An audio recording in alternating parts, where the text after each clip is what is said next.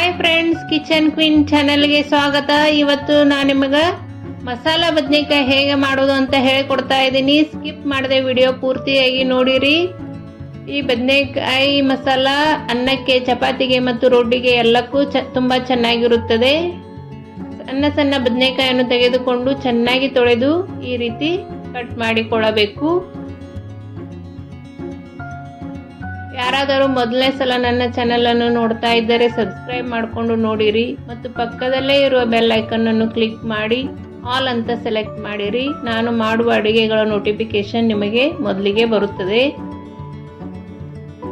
ಈ ರೀತಿ ಎಲ್ಲ ಬದನೆಕಾಯಿಯನ್ನು ಕಟ್ ಮಾಡಿಕೊಳ್ಳಬೇಕು.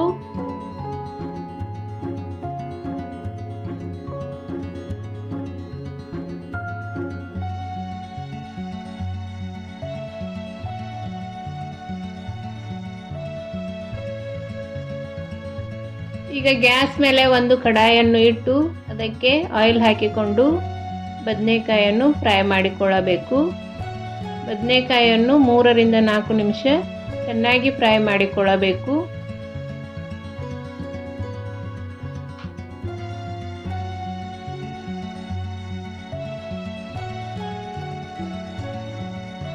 ಈ ರೀತಿ ಚೆನ್ನಾಗಿ ಕೈಯಾಡಿಸಿ ಫ್ರೈ ಮಾಡಿಕೊಳ್ಳಬೇಕು.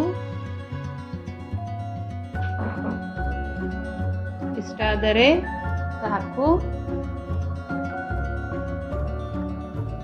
ಈಗ ಬದನೆಕಾಯಿಯನ್ನು ತೆಗೆದುಕೊಳ್ಳೋಣ.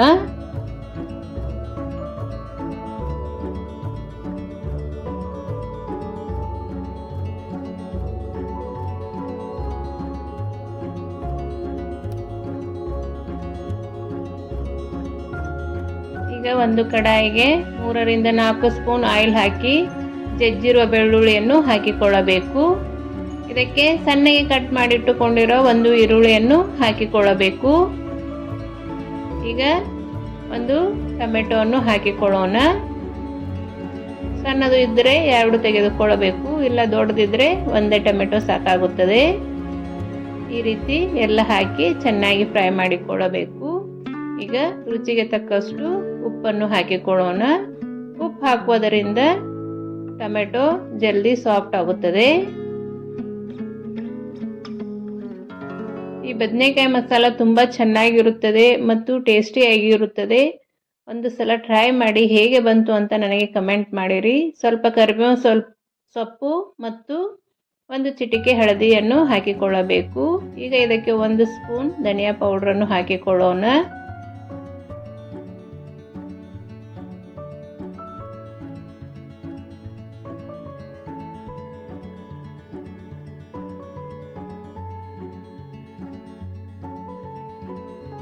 ಒಂದು ಸ್ಪೂನ್ ಗರಂ ಮಸಾಲವನ್ನು ಹಾಕಿಕೊಳ್ಳೋಣ. ಈಗ ಚಿಲ್ಲಿ ಪೌಡ್ರನ್ನು ಹಾಕಿಕೊಳ್ಳೋಣ. ನಿಮಗೆ ಖಾರ ಎಷ್ಟು ಬೇಕೋ ಅಷ್ಟು ಚಿಲ್ಲಿ ಪೌಡ್ರನ್ನು ಹಾಕಿಕೊಳ್ಳಬಹುದು. ಹಾಕಿ ಚೆನ್ನಾಗಿ ಬಾಡಿಸಿಕೊಳ್ಳಬೇಕು. ಈಗ ಒಂದು ಗ್ರೇವಿ ರೆಡಿ ಮಾಡಿಕೊಳ್ಳೋಣ. ಇದಕ್ಕೆ ಹುರಿದಿರುವ ಪೀನಟ್ ಹಾಕಿಕೊಂಡಿದ್ದೇನೆ. 4 ರಿಂದ 5 ಗೋಡಂಬಿಯನ್ನು ಹಾಕಿ ಮಿಕ್ಸಿ ಮಾಡಿಕೊಳ್ಳಬೇಕು. ಮಿಕ್ಸಿ ಮಾಡಿರುವ ಗ್ರೇವಿಯನ್ನು ಈ ಒಗ್ಗರಣೆಗೆ ಹಾಕಿಕೊಳ್ಳಬೇಕು. ಈ ಮಿಕ್ಸಿಗೆ ಸ್ವಲ್ಪ ನೀರು ಹಾಕಿಕೊಳ್ಳೋಣ. ಇದನ್ನು ಚೆನ್ನಾಗಿ ಬಾಯ್ಲ್ ಮಾಡಿಕೊಳ್ಳಬೇಕು.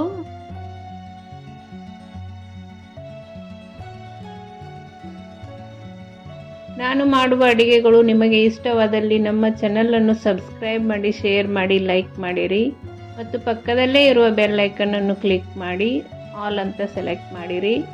ನಾನು ಮಾಡುವ ಅಡುಗೆಗಳ ನೋಟಿಫಿಕೇಶನ್ ನಿಮಗೆ ಬರುತ್ತದೆ. ಈ ರೀತಿ ಬಾಯ್ಲ್ ಆಗ್ತಿರಬೇಕಾದರೆ ಫ್ರೈ ಮಾಡಿಟ್ಟುಕೊಂಡಿರುವ ಬದನೆಕಾಯಿಯನ್ನು ಇದಕ್ಕೆ ಹಾಕಿಕೊಳ್ಳಬೇಕು.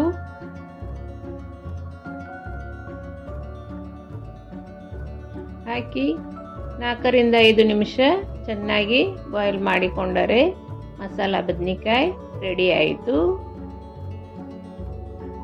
ಸ್ವಲ್ಪ ಮುಚ್ಚಳ ಮುಚ್ಚಿ 4-5 ನಿಮಿಷ ಬಾಯ್ಲ್ ಮಾಡಿದರೆ ಸಾಕು.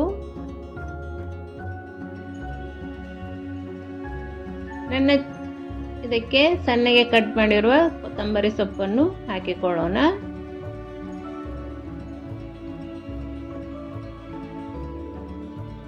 ನನ್ನ ಚಾನೆಲ್ನಲ್ಲಿ ಅನೇಕ ರೀತಿಯ ಈವ್ನಿಂಗ್ ಸ್ನ್ಯಾಕ್ಸ್ಗಳು ಮತ್ತು ಫೆಸ್ಟಿವಲ್ ರೆಸಿಪಿಗಳು, ಅನೇಕ ರೀತಿಯ ಉತ್ತರ ಕರ್ನಾಟಕದ ರೆಸಿಪಿಗಳು ಇವೆ. ಒಂದು ಸಲ ನನ್ನ channel kitchen queen Geetha channel check ಮಾಡಿಕೊಳ್ಳಿರಿ.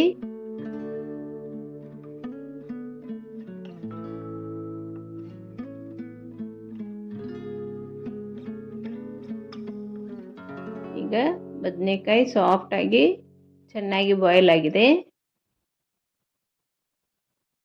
ಈಗ ಮಸಾಲ ಬದನೆಕಾಯಿ ರೆಡಿ ಆಯಿತು. ಒಂದು ಸಲ ಟ್ರೈ ಮಾಡಿ ಹೇಗೆ ಬಂತು ಅಂತ ಕಮೆಂಟ್ ಮಾಡಿರಿ.